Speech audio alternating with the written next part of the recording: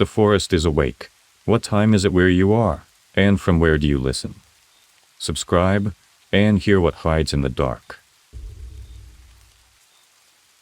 I've never really been scared of the forest.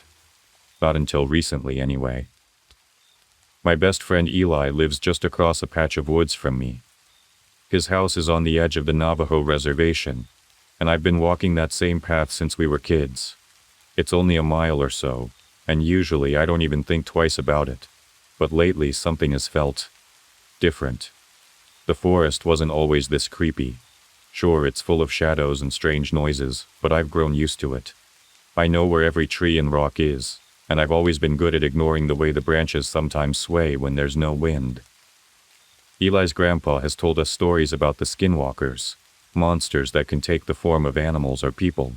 But I never took them seriously. Just legends, right? They were interesting when I was younger, but now they're just that. Stories.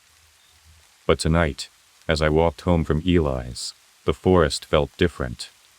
I'd stayed too late at his house playing video games, and by the time I left, the sun was already sinking behind the hills.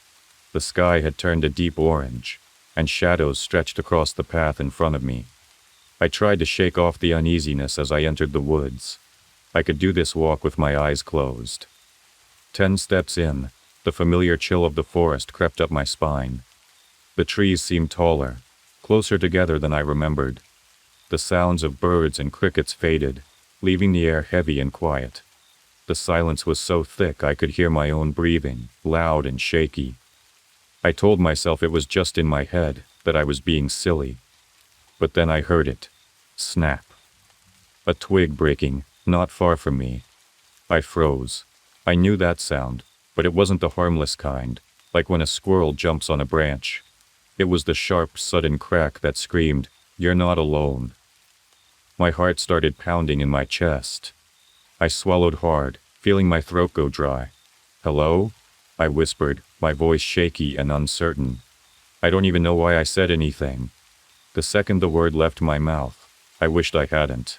Then, something worse happened. From somewhere in the trees, the same word came back to me. "Hello?" It sounded like me, but not quite right. The voice was hollow, like it was coming from far away, but I knew it wasn't. The hairs on the back of my neck stood up. My breath came in short gasps, and my legs felt like they were glued to the ground. I forced myself to speak again, louder this time. "Stop it." Silence. For a long, terrifying moment, nothing happened. No wind, no bugs, no movement. Just me, standing there, heart racing. And then I heard it again, echoing from the trees. "Stop it." My voice, but not mine. My heart hammered in my chest. I wanted to run, but I couldn't move. I stood frozen in the middle of the path, staring into the shadows, waiting for something to step out. Something that wasn't human. Suddenly, the bushes to my left rustled. I whipped my head toward the sound just in time to see something massive. Something with antlers, pushing through the trees. That's when I ran. I barely made it through the front door before slamming it shut, leaning against it like I was holding back something from breaking in. My heart was still pounding, and I couldn't shake the image of those antlers, that twisted thing in the forest. I tried to catch my breath, but it felt like the air in the house was as thick as it had been in the woods. Mom was in the kitchen, humming to herself. She poked her head around the corner. "Everything okay, Sam?" I forced a smile and nodded, my hands trembling. "Yeah, I'm just tired." She gave me a funny look but didn't press me. I was thankful for that. There was no way I could tell her what had happened. No way she'd believe me. I didn't even believe me. I rushed up to my room and locked the door behind me, my mind spinning. What did I just see? What was out there? I grabbed my phone and called Eli. He picked up on the second ring. "Hey, what's up?" I blurted it out. The whole story. How the forest went quiet, the snapping branch, the voice that mimicked mine, and the creature with the antlers. Eli listened without interrupting, but when I was done, the line went silent. "Eli, you there?" "Sam," he said, his voice low. "Whatever you do tonight, don't answer it." My stomach dropped. "Don't answer what?" He paused. "If you hear anything, your name, a knock, anything, Just don't answer. I have to talk to my grandpa. I'll explain everything tomorrow. What are you talking about? Eli, what's going on? But he wouldn't say any more. He just told me to keep my doors and windows locked and hung up. I sat on my bed, gripping my phone, trying to make sense of what he said. I didn't believe in all those old legends, but the fear in his voice was enough to make me uneasy. That night, I couldn't sleep. Every little creak of the house or rustle of wind outside made my heart jump. The minutes dragged by, and just when I started to think maybe it was all in my head, I heard it. A soft, slow tapping on my window. Tap, tap, tap. I froze, my blood turning to ice. My window was on the second floor. There was no way anyone could reach it. I pulled the covers up to my chin, my whole body shaking. Maybe it was just a tree branch. It had to be. Then I heard it. My name. It was a whisper, barely loud enough to hear, but I knew that voice. It was mine, my own voice, calling from outside the window. My heart slammed against my ribs. I squeezed my eyes shut, trying to block it out, but it came again, louder. Come here. I bit my lip, my mind racing. Eli's warning echoed in my head. Don't answer it. I stayed completely still, not daring to make a sound. The voice continued, growing more insistent. Samantha, come outside. Open the door. It wasn't going to stop, and all I could do was pray for the sunrise. The next morning, I barely felt human. I had spent the entire night huddled under my blankets, my heart pounding with every whisper, every tap on the window.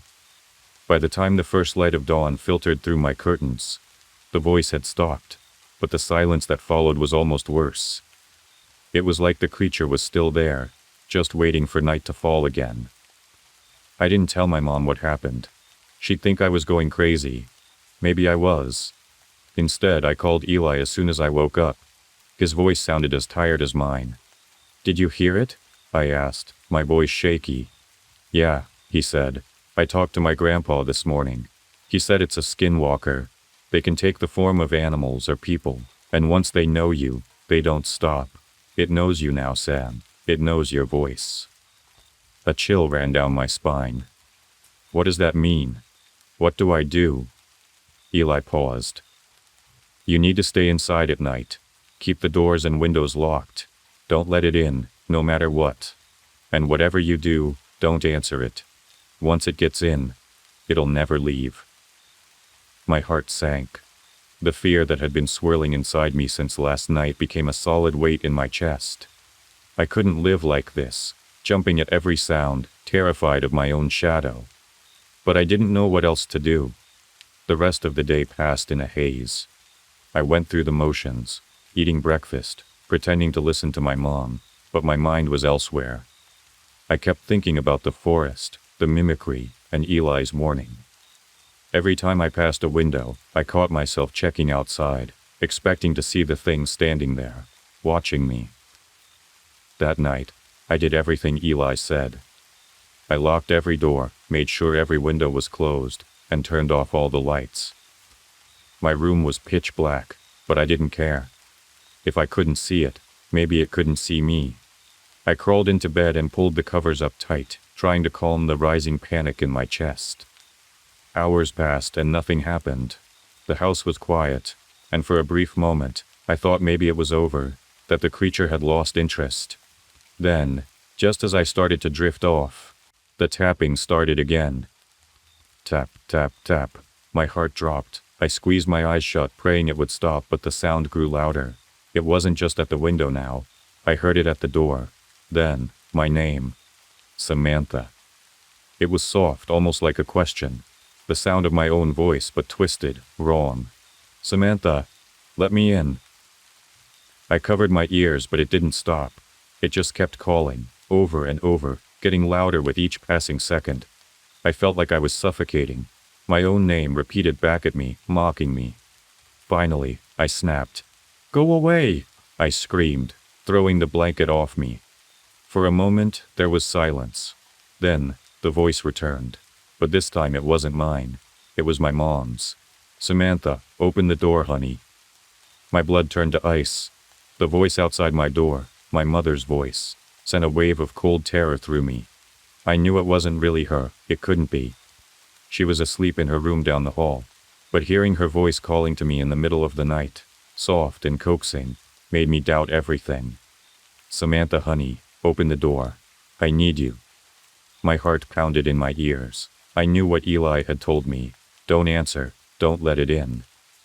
But the way it spoke, the way it mimicked her perfectly, made me hesitate. What if something had happened to her? What if she needed help? I stood in the middle of my room, frozen, my mind spinning. My hand drifted toward the door handle, but I stopped myself just in time. This wasn't real. This wasn't my mom. I had to remember that. I backed away, sitting on the edge of my bed, my legs trembling. Then the voice came again, more desperate. "Please, Samantha. It's dark out here. I need you." I clenched my fists, trying to drown out the sound. My whole body shook with fear, and I felt like I was losing my grip on reality. It knew exactly how to get to me, how to use the voice of someone I loved to break me down. Suddenly, the voice shifted. It wasn't my mom anymore. It was Eli. "Samantha, it's me. Please let me in. I need your help." My chest tightened. Eli's voice sounded scared, like he was in trouble.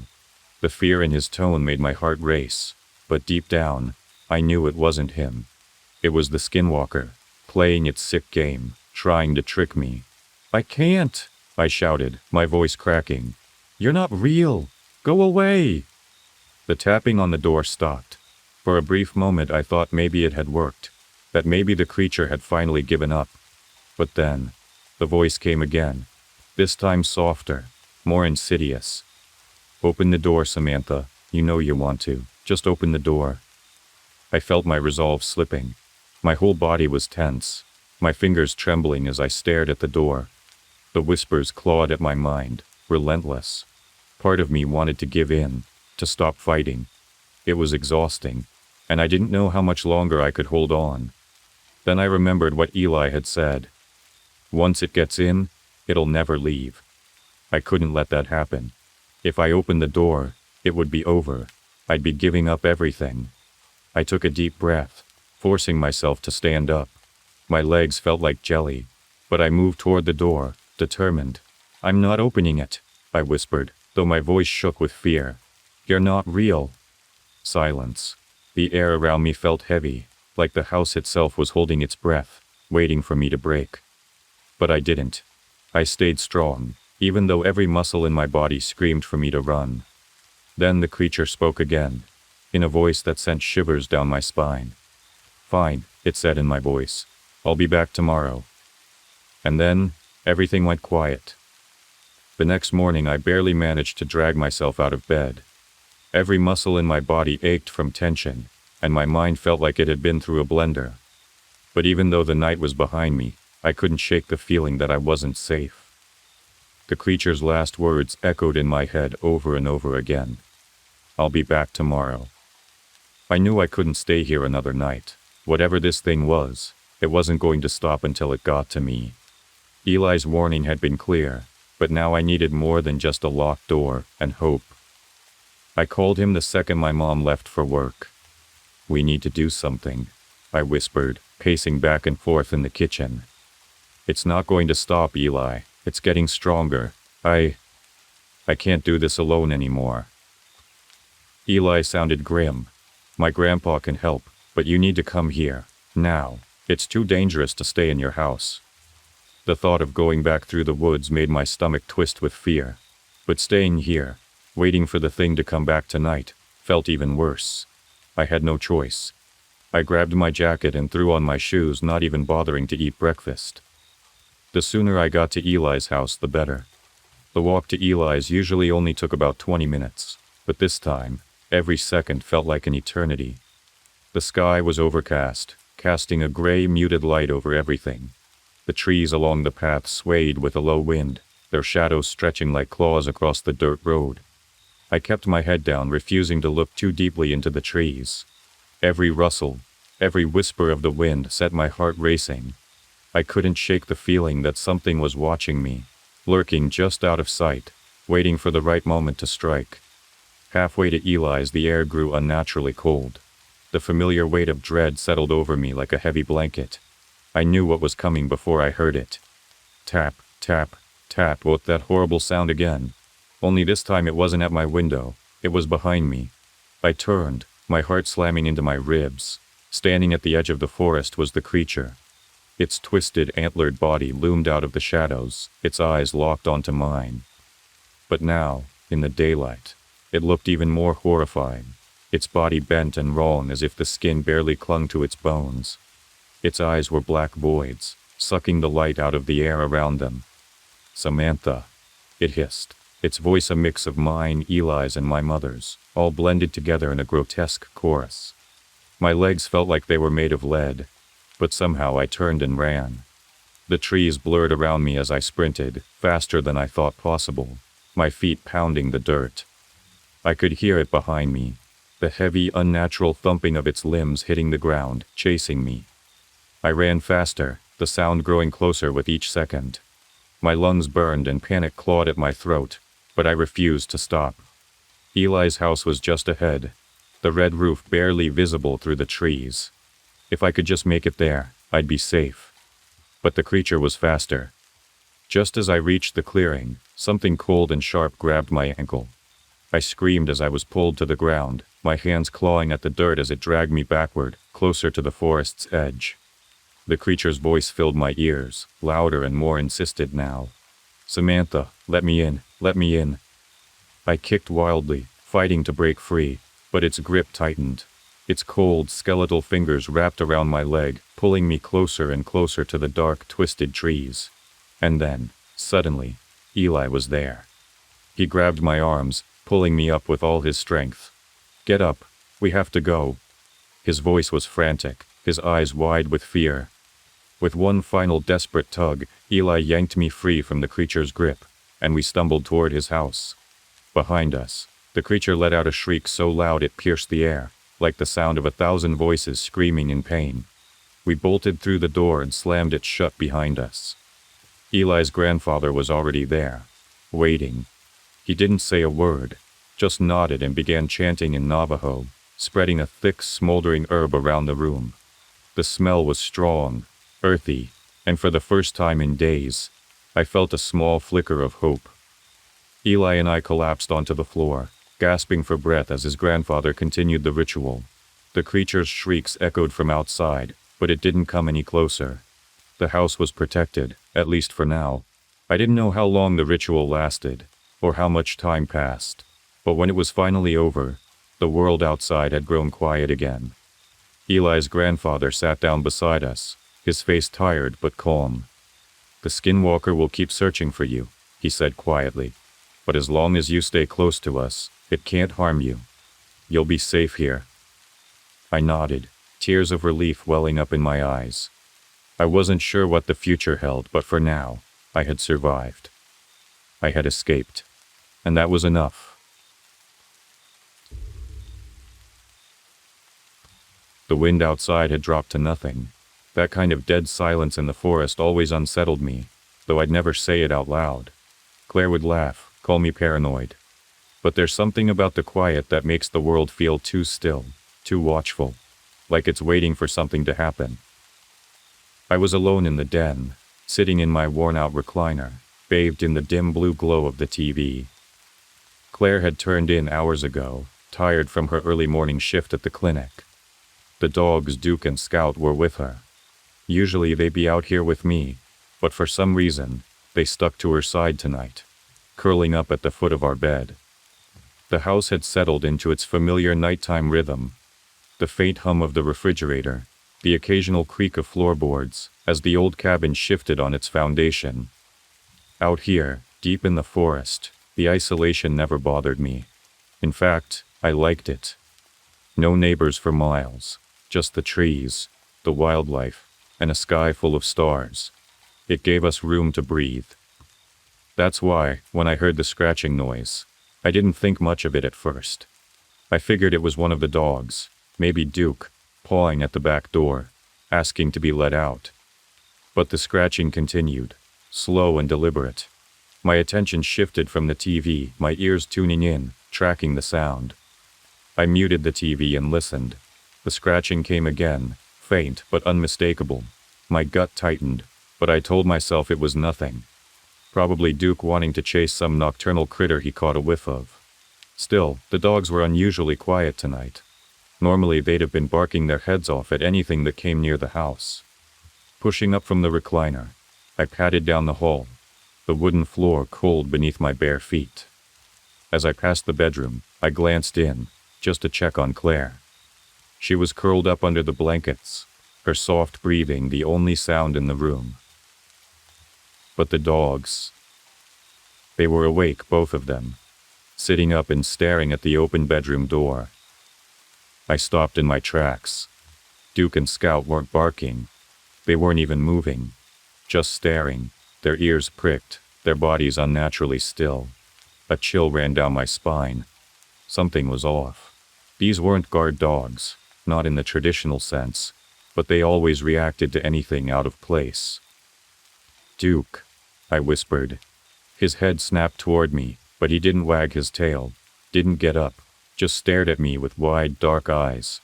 I glanced at Scout. Same thing. Their gaze drifted back to the doorway, as if they were waiting for something to appear. I shook off the unease crawling up my back and moved toward the mudroom, where the scratching was louder now, more insistent.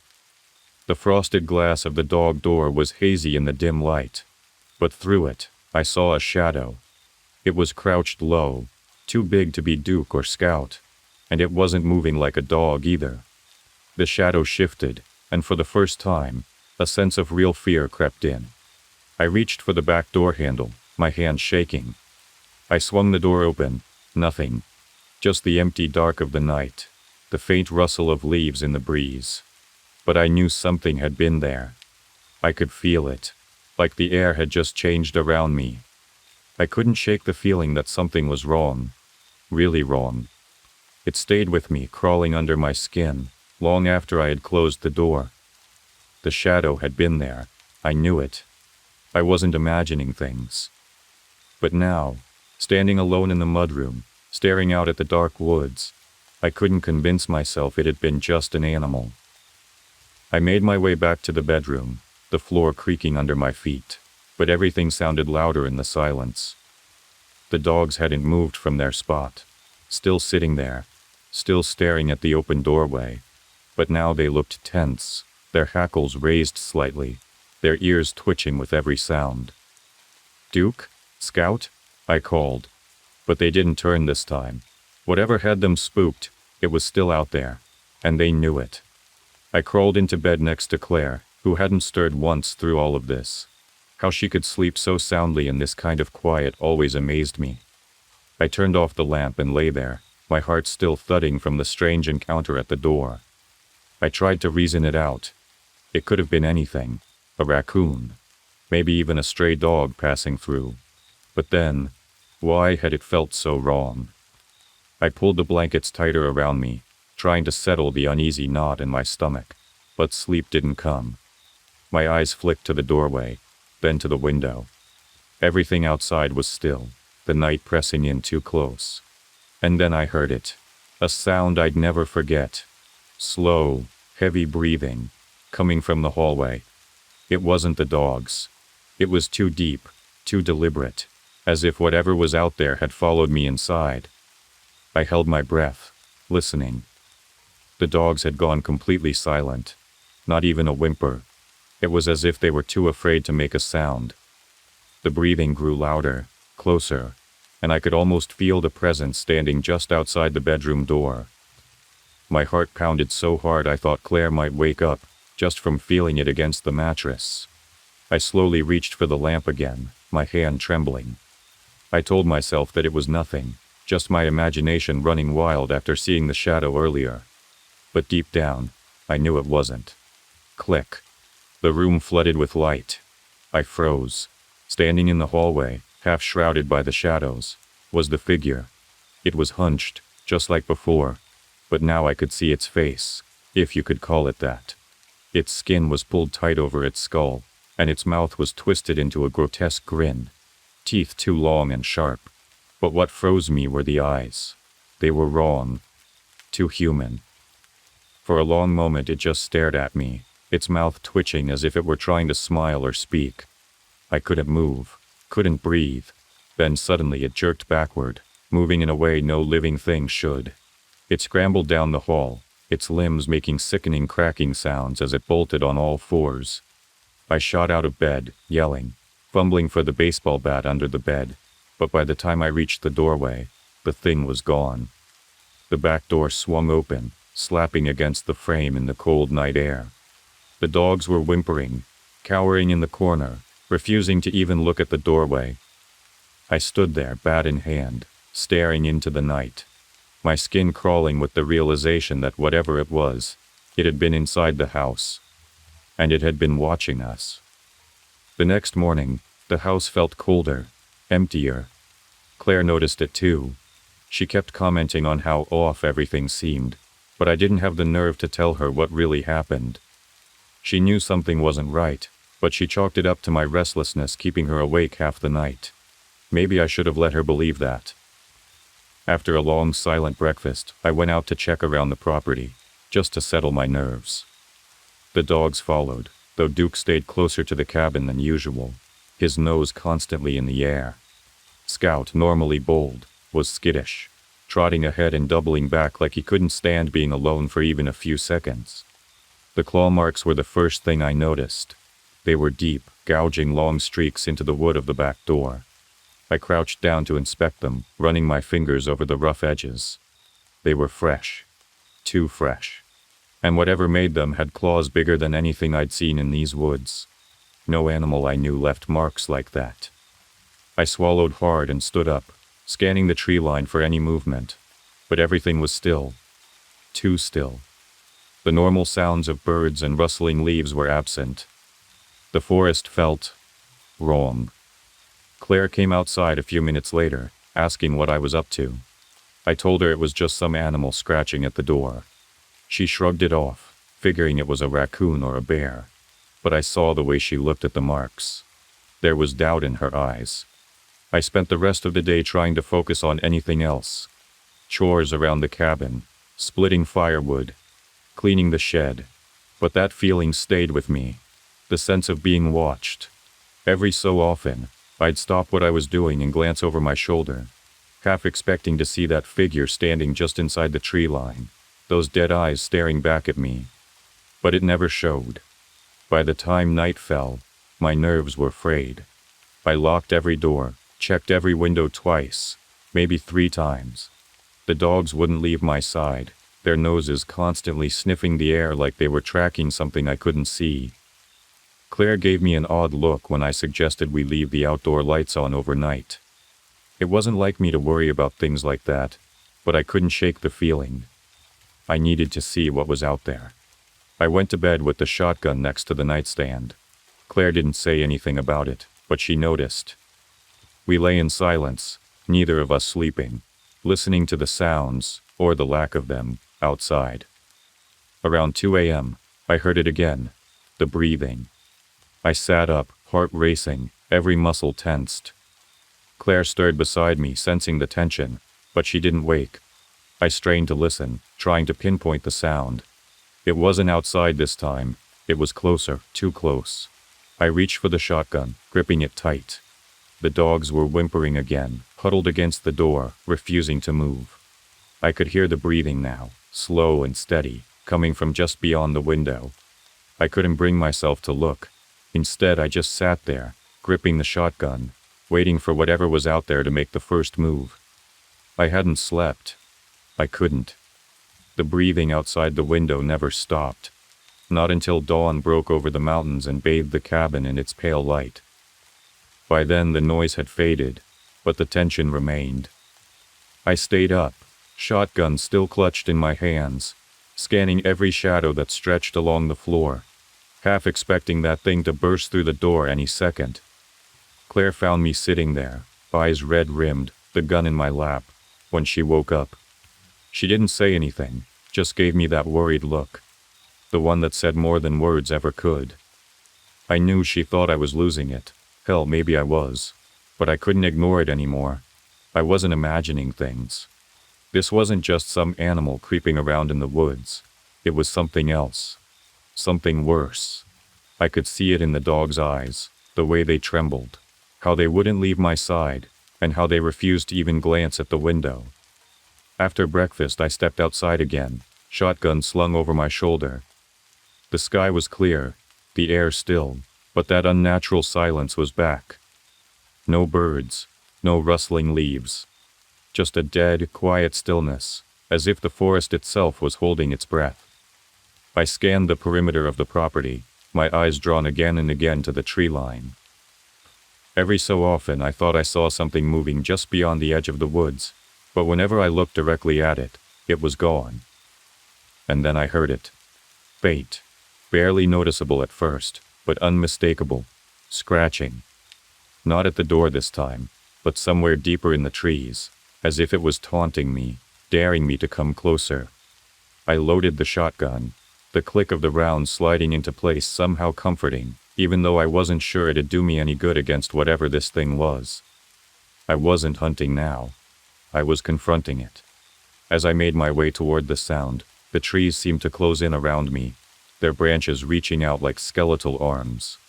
The air grew colder, a biting chill that prickled the back of my neck. Every instinct screamed for me to turn back, but I kept going, drawn forward by a mix of anger and fear. And then I saw it. It was standing just inside the tree line, half hidden in the shadows. The same hunched figure, its twisted form bent in unnatural angles. Its face, a grotesque mix of human and animal, was clearer in the daylight, though it still seemed to blur and distort the longer I looked at it. Its eyes locked onto mine, hollow and dead, but filled with some kind of cruel intelligence. I raised the shotgun, hands shaking. "Get the hell away from my house!" The creature let out a low, guttural growl, its mouth twisting into that horrific grin. And then, in one fluid motion, it bolted, faster than anything I'd ever seen. I fired, the shot echoing through the trees, but it was already gone, disappearing into the depths of the forest, as if it had never been there at all. I stood there for a long time, my heart racing, the shotgun still aimed at the empty woods. I knew it wasn't over, it would come back, and next time I wasn't sure if I'd be ready.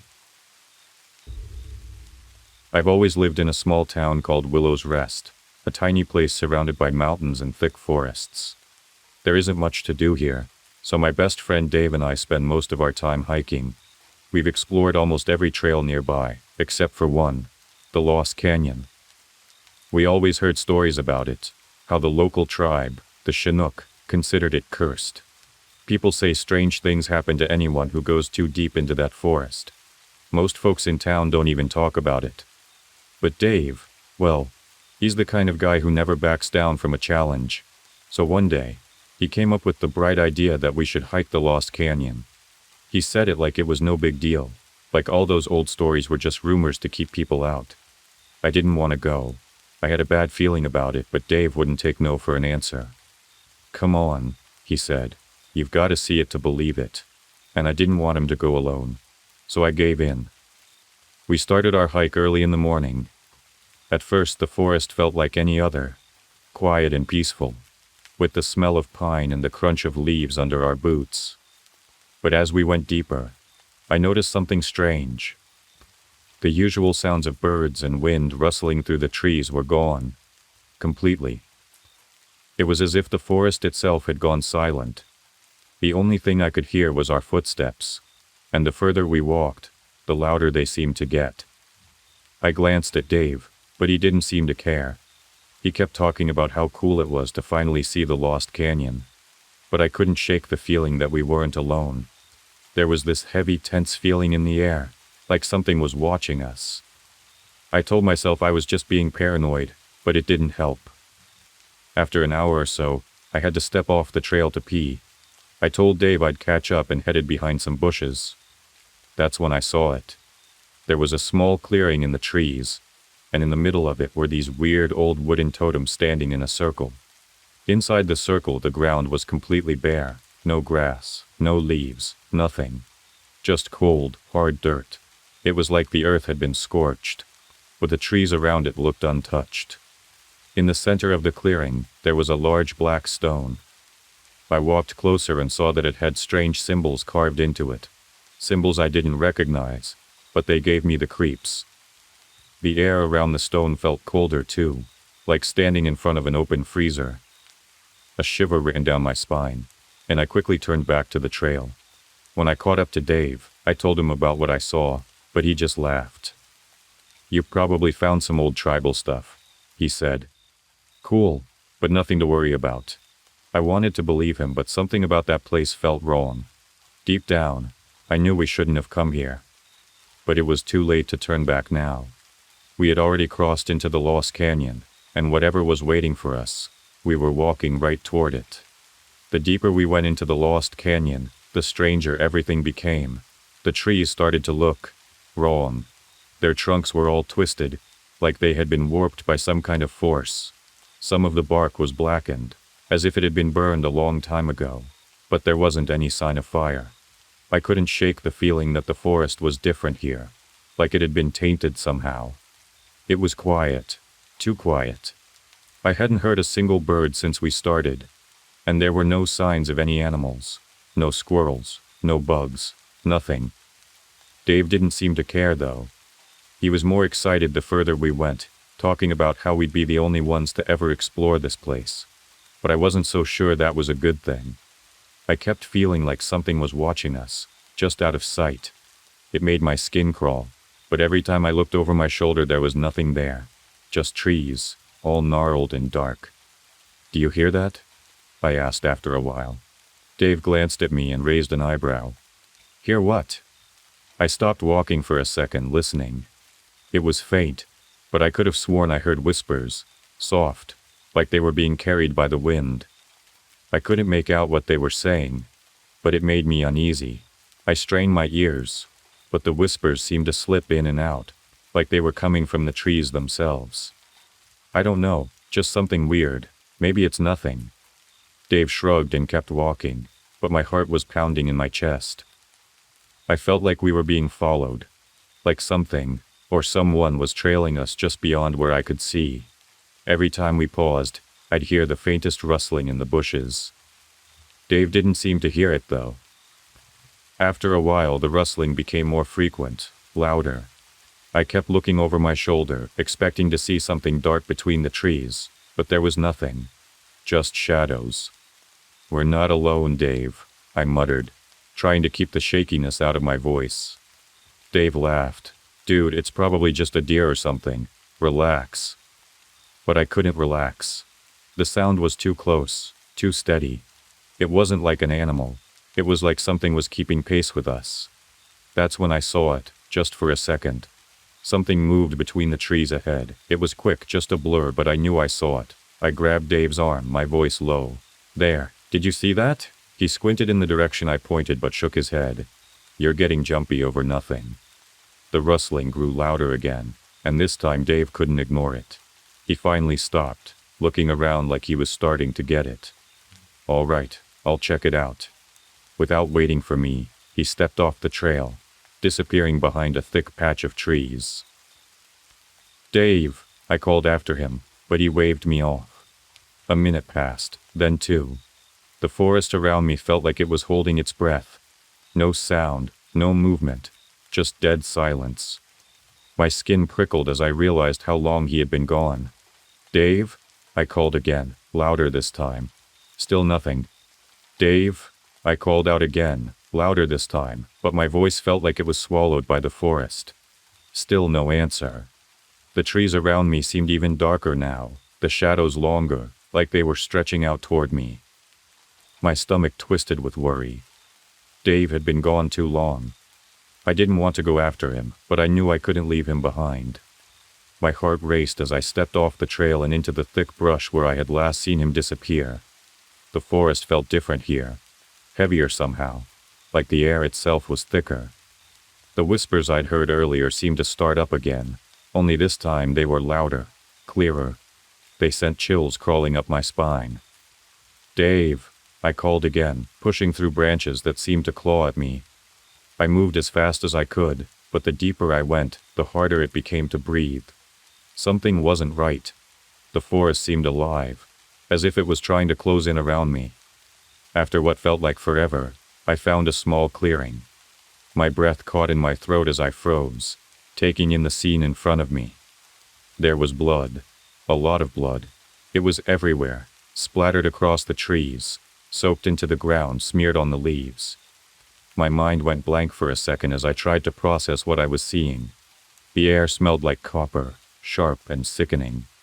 There were deep drag marks in the dirt, like something, or someone, had been pulled through the mud. "Dave?" I whispered, my voice trembling now. I took a shaky step forward, following the trail of blood and drag marks, though every instinct in my body screamed at me to run. My legs felt weak, but I had to know what happened. Then, just beyond the trees, I saw something moving. My heart pounded in my chest as I edged closer, staying low to the ground. At first I thought it might be Dave, hurt and trying to crawl back, but as I got closer, I realized it wasn't him at all. It was a creature, and it wasn't like anything I had ever seen before. Standing on the other side of the ravine, it towered over the ground, at least 8 feet tall. It had the head of a deer, a massive, twisted skull with hollow eyes that seemed to glow faintly in the shadows. Blood dripped from its antlers, which were jagged and sharp like broken glass. But its body was wrong. It was human-like but grotesquely deformed, with long, muscular arms ending in claws, and legs that bent in unnatural ways. Patches of fur clung to its skin, but most of it was bare, revealing twisted muscles and bones that shouldn't have been there. And in its claws it held Dave. I felt like my heart stopped. Dave's body hung limp in its grip, and his head was twisted at an impossible angle. His eyes were wide open, frozen in terror, but there was no life in them. The creature dropped him like he was nothing, and its hollow eyes locked onto me. I couldn't move. My legs were frozen, my mind screaming at me to run, but I just stood there, staring into the eyes of the monster. Then, it moved. Its head tilted to the side as it stepped toward me, its heavy claws dragging through the dirt, slow and deliberate. That's when I snapped back to reality. My body took over, and I turned and ran as fast as I could. I ran. I didn't think. I didn't look back. I just ran, crashing through the trees, branches tearing at my arms and legs. My breath came in ragged gasps, my chest burning as I pushed myself harder than I ever had before. All I could hear was the pounding of my heart and the distant thudding of heavy footsteps behind me. The creature was following me. I could feel it, gaining on me. There was no plan in my mind, no path. I was just running in pure terror, trying to get as far away from that thing as possible. Every few seconds, I expected to feel its claws dig into my back, to hear that guttural growl right behind me. But I didn't dare turn around. If I saw it, I knew I'd freeze again, and this time, I wouldn't be so lucky. My feet slipped on the damp ground and I nearly fell, but somehow I kept going. The trail had to be close. I just had to make it back to the trail. If I could find the road, I'd be safe. That's what I told myself anyway. My legs burned and my lungs screamed for air, but I couldn't stop. Not yet. Then I heard it. A deep, horrible roar echoed through the trees, like a mix between a deer's call and a bear's growl. It sent a jolt of fear straight through me, but it also made me realize something. The sound wasn't right behind me anymore. It was further away. The creature had slowed down. Maybe it was losing interest. Maybe I could outrun it after all. With renewed hope, I pushed harder, my legs pumping as fast as they could. The forest around me started to thin, the trees less dense. And then, through the gaps in the branches, I saw it. The trail. Relief flooded through me. I was almost there. I burst onto the trail, nearly collapsing as I stumbled forward. For a split second, I allowed myself to believe I was safe. But then, out of instinct, I glanced back toward the forest. There it was. Standing at the edge of the trees, just a few feet from the trail, was the creature. It didn't chase me anymore, but it didn't leave either. Its glowing eyes were fixed on me, watching silently. Its deer skull head hung at a strange angle, and blood still dripped from its antlers and claws. The thing didn't look tired at all. I froze, locking eyes with it, my entire body trembling. It was like it was waiting for me, almost daring me to come back. My mind raced with 1,000 questions. What was it? How could it be real? But none of that mattered. I knew one thing for sure. It wasn't finished with me. I tore my gaze away and ran for the car, my legs barely holding me up. I could see the gravel road up ahead. My car was still parked where we left it. I fumbled for my keys, my hands shaking as I finally reached the door. Throwing myself into the driver's seat, I jammed the key into the ignition and floored it. As I sped away, I couldn't help but glance in the rearview mirror one last time. The creature was still standing there at the edge of the forest, watching me. It didn't follow, but I knew. Deep down, I knew. It was letting me go, for now. I haven't been back to the Lost Canyon since that day. They never found Dave. I never told anyone what really happened either. No one would believe me. But I can't shake the feeling that it's still out there, waiting. And sometimes, in my worst nightmares, I see it again, standing just at the edge of the trees, watching. It was one of those mornings where everything felt sharp and alive. The kind of morning that made me feel like the world was as it should be, where the air tasted clean and crisp, and my mind was finally starting to clear. I needed this. I'd been craving it for weeks. A hike out on Devil's Ridge, just me and the mountains. I woke early, threw my gear into the truck, and started driving before the sun had fully broken the horizon. Devil's Ridge was 3 hours from home, far enough away that it felt like a different world, and that's exactly what I was looking for. The last thing I needed was to think about my ex-girlfriend or the job I hated. Out here, there was none of that. Just pine trees, fresh air, and solitude. The drive took me through winding back roads, each one quieter and more remote than the last. The town had faded in my rearview mirror an hour ago, and now it was just endless stretches of forest, tall pines lining the road like sentinels. I didn't mind the isolation. I never had. In fact, I looked forward to it. Too many people never seemed to realize how loud life was until they got out here, into the middle of nowhere. That's when the silence hit them, when it closed in like a blanket. For me, the quiet was a relief. When I pulled up to the trailhead, there was only one other car there, an old beat-up sedan, its paint peeling in spots. I checked my watch. 6:30 a.m., early enough that I wouldn't run into anyone else on the trail for hours, maybe all day if I was lucky. I scanned the area, half expecting to see someone else getting ready to head out. But there was nothing. Just the car and the trees, standing tall in the morning light. I got out of the truck, shouldered my pack, and glanced up at Devil's Ridge. The mountain loomed in the distance, jagged and quiet, bathed in the early morning sun. This was my kind of place. Rough, wild, and untouched. A challenge. The kind of hike where you didn't have to share the trail with the Instagram crowd. Out here, it was just you, and whatever the mountain decided to throw at you. I started up the trail at a steady pace, taking in the crisp smell of pine and the crunch of dirt beneath my boots. Birds flitted from tree to tree, and every so often I'd hear the snap of a branch, probably a deer or a fox moving through the underbrush. It was peaceful. Too peaceful, maybe. The kind of quiet where your mind started to play tricks on you, filling the space with things that weren't really there. I pushed those thoughts aside, focusing instead on the trail ahead.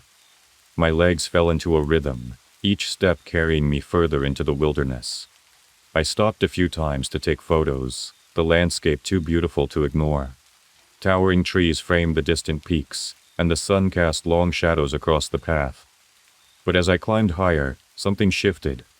The air felt colder, and the birds that had been singing only moments ago seemed to disappear. I slowed, scanning the forest around me. The trail stretched out ahead, but the silence had deepened. No wind, no rustling leaves, just nothing. I told myself it was normal, that nature had its own quiet moments, but I couldn't shake the feeling that something wasn't right. The mountain was watching, waiting. The descent started easy enough. Sunlight still filtered through the treetops, casting long shadows across the trail as I made my way down. I felt good. Sweaty, sure. But the kind of tired that comes from doing something that matters to you. My mind was clearer than it had been in weeks. But as the trees thickened, the light began to fade faster than I expected. I glanced at my watch, surprised to see how quickly time had slipped away. The sun had started to sink behind the ridge, and with it any sense of warmth disappeared. I picked up my pace, knowing I had miles to go before I hit the parking lot. I'd done plenty of hikes that ended in the dark, and I wasn't too concerned. Not yet. But the further I went, the quieter it got. The birds that had been chirping and flitting through the trees earlier had vanished, leaving behind an odd stillness. The kind of stillness you feel in your gut more than you hear. I told myself it was just evening settling in. Nature's bedtime, right? But I couldn't shake the feeling that something else was going on. Then I felt it. That prickling sensation. The one that crawls up the back of your neck when you know someone, or something, is watching you. I stopped dead in my tracks, my heart pounding in my ears. I scanned the trees looking for movement, but all I saw were shadows stretching longer as the light faded. My breath was coming faster, my instincts screaming at me to keep moving. But every time I glanced back, the trail was empty. Still, that feeling wouldn't leave. I started walking again, this time faster, practically power hiking down the trail. Every rustle of leaves, every snap of a branch made me jump. And the footsteps, they started faint, so distant I almost convinced myself they weren't there at all.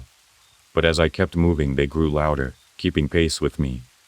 Too far back to see anything when I looked over my shoulder, but close enough that I could hear them.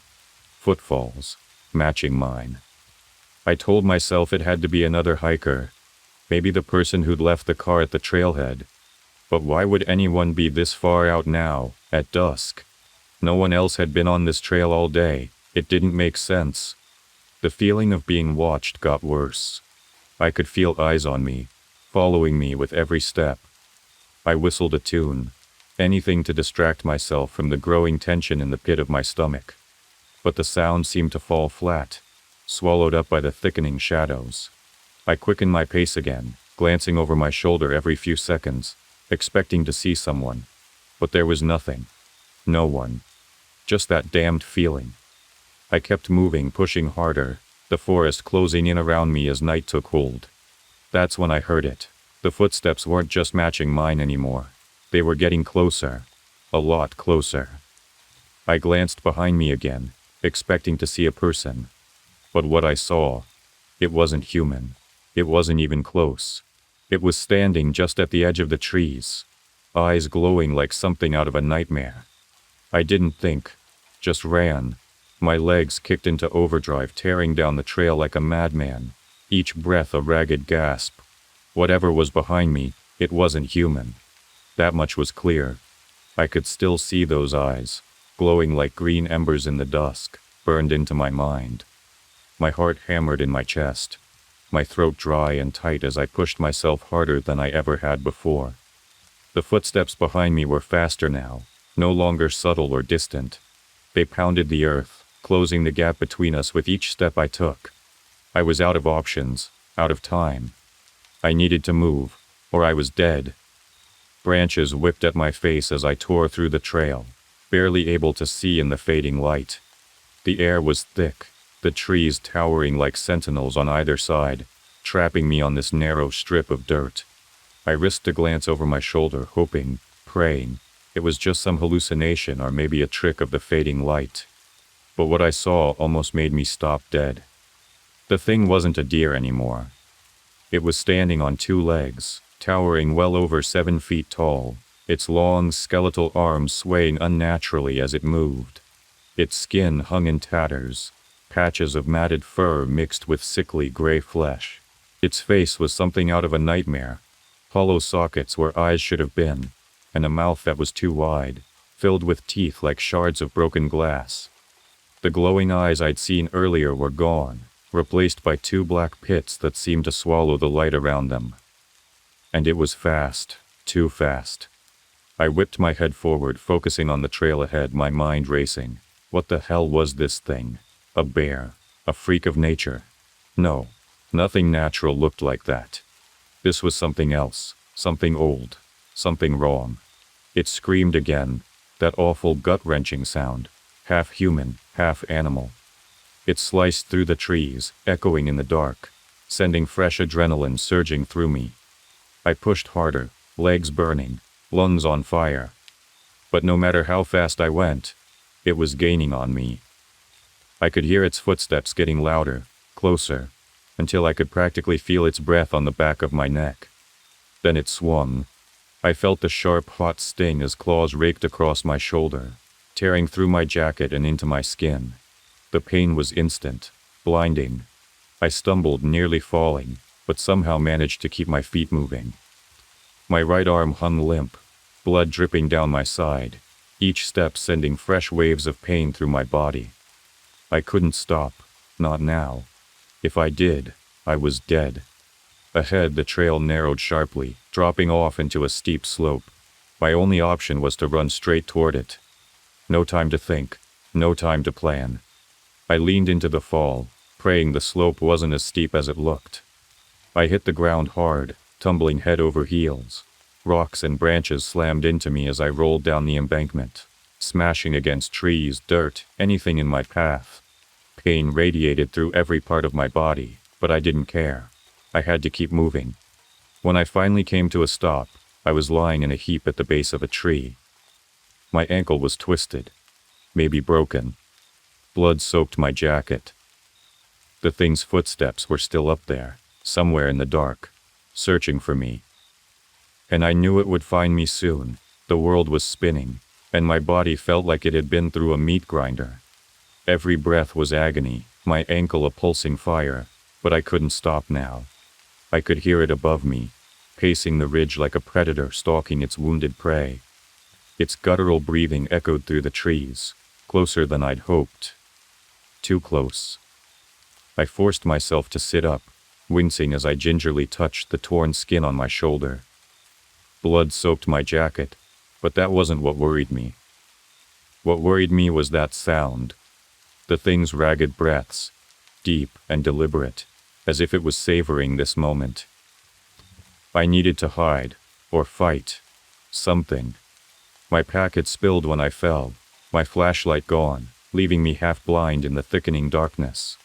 But my hand grazed something solid, the knife I always kept on me, its grip cold and reassuring. I clung to it like a lifeline. Not much, but better than nothing. The creature was still there, prowling along the ridge above, and I knew I didn't have long before it found its way down. I glanced around, desperate. There, a bush, thick enough to hide me, if only for a few minutes. I dragged myself over, my ankles screaming in protest, and threw myself into the tangled branches. I pulled the leaves around me, trying to steady my breath, gripping the knife so tightly my knuckles ached. The thing was close now. I could hear the crunch of its feet as it descended, slow, deliberate. The snapping of branches under its weight. My heartbeat matched the rhythm of its steps, each one louder, more insistent. I bit my lip, hard enough to draw blood, fighting the panic that was threatening to overtake me. I couldn't afford to break down. Not now. I waited, holding my breath as the creature's movements slowed. It was just a few feet away, its hulking form casting long shadows as it sniffed the air. I caught a glimpse of its twisted figure through the leaves, those long bony arms, that face, or lack of one.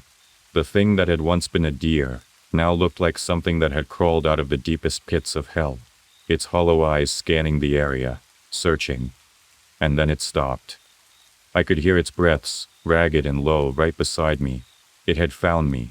Without thinking, I exploded out of the bush, knife in hand, slashing wildly. The blade connected with something solid, a sickening crunch followed by an ear-splitting scream.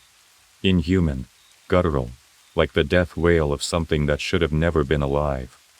I drove the knife deeper into its skull, the blade sinking through flesh and bone until my hand was slick with blood, warm and thick, running down my arm.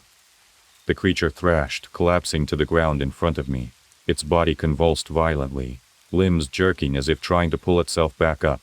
But I didn't let go. I kept pushing, stabbing until its movement slowed, until it was still. I collapsed next to it, my chest heaving, body trembling from exhaustion and pain. The forest was silent again. No more footsteps, no more breathing, just silence. The relief that washed over me was almost enough to make me cry, but I didn't. I couldn't. Not yet. I lay there, next to the creature's lifeless body, staring at the sky, waiting for it to move again, half expecting it to rise and finish what it started. When the sun began to rise, its warmth cutting through the cool air, I realized I had made it. Somehow. I forced myself to stand, my body screaming in protest, and stumbled back toward the trail. The creature was gone. Its body, my knife, all of it. Only a trail of blood led back into the woods, disappearing into the thick shadows. I wasn't going to wait around. I limped as fast as I could, the haunting scream still echoing in my head, knowing that whatever it wasn't finished with me yet. And I wasn't sure I'd survive another night with it. I limped down the trail, every step sending a bolt of pain through my twisted ankle and torn shoulder. The sun was creeping higher now, its light cutting through the trees, but it did little to warm me. I was cold, colder than I should have been, and my hands shook uncontrollably. The trail stretched endlessly ahead, like some kind of cruel joke, each bend leading only to more trees, more silence. It was like the woods themselves were conspiring to keep me here. The creature's scream still echoed in my mind. Even though I had left its convulsing body behind, I couldn't shake the feeling it was still watching me, still hunting me. Every rustle of leaves, every snap of a branch made me jump, made my heart race in my chest. I kept glancing over my shoulder, half expecting to see those glowing eyes again, that twisted face lurking just beyond the shadows. But there was nothing. Just me and the woods, and the growing sense that I wasn't really alone. I wasn't running anymore. I couldn't. My body was too beaten up, my mind too frayed. All I could do was stumble forward, one agonizing step at a time. The blood had dried on my jacket, but the wound on my shoulder throbbed, and my ankle felt like it was being stabbed with every step. But I couldn't stop. I had to keep moving. Stopping meant thinking, and thinking meant remembering. Remembering that thing, how it had chased me down, how it had almost taken me apart piece by piece. Somehow I made it back to the trailhead, where my truck sat waiting. The sight of it, old and familiar, was almost enough to bring me to my knees. I'd never been so relieved to see anything in my life. I fumbled with the keys, my fingers trembling too much to work right. But after what felt like an eternity, I got the door open and threw myself inside. I slammed the door shut behind me, locking it instinctively, like that thin sheet of metal and glass would keep out whatever was out there. But right now, it was all I had. The engine roared to life, and I floored it, the tires spitting gravel as I tore down the dirt road. I didn't look back. I couldn't. I couldn't bear to see if something was standing in the shadows at the edge of the woods, watching me go. I just drove, hands clenched tight on the wheel, as the forest disappeared behind me. My heart was still racing, and my breaths came shallow and ragged, but I kept driving, kept putting miles between me and that cursed mountain. An hour passed, maybe more, before I even dared to breathe normally again. The sun was high in the sky now, and the trees were thinning, the road leading me back to civilization. But the feeling didn't leave me. That thing, the way it had changed, the way it had stalked me, none of it felt real. But it was. I could still feel the weight of its eyes on me, the slash of its claws, the sound of its scream tearing through the trees. I was lucky. No, lucky didn't even begin to describe it. I was alive, barely, but I knew one thing for sure. I was never coming back to these woods. Not to Devil's Ridge, not to anywhere like it. Some places weren't meant for people. Some places held things that we were never supposed to see, never supposed to survive. And I wasn't foolish enough to test my luck twice. As the last of the trees disappeared in my rearview mirror, I whispered a promise to myself.